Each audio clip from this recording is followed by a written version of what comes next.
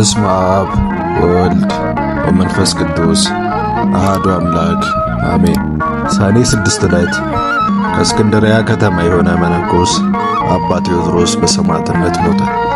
ይህም የታመነ ንጹሕ ቅዱስ ተጋዳይ በእስክንድርያ ከሚገኙ ገዳማት በአንዱ በመልካም ገድል ተጠምዶ ኖሯል።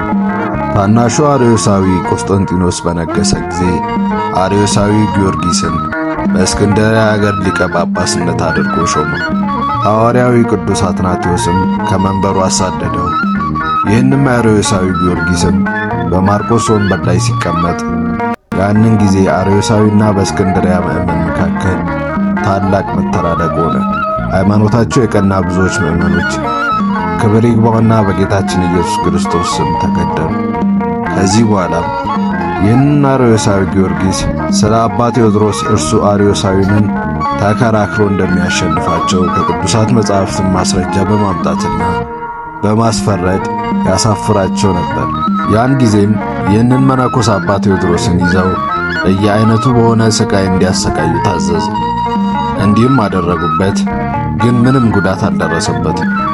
ከዚህ በኋላም ኃይለኞች ሯጮች በሆኑ ፈረሶች ላይ እግሮቹና እጆቹን አስረው በሰፊ ሜዳ ውስጥ እንዲያስሮጧቸው አዘዘ።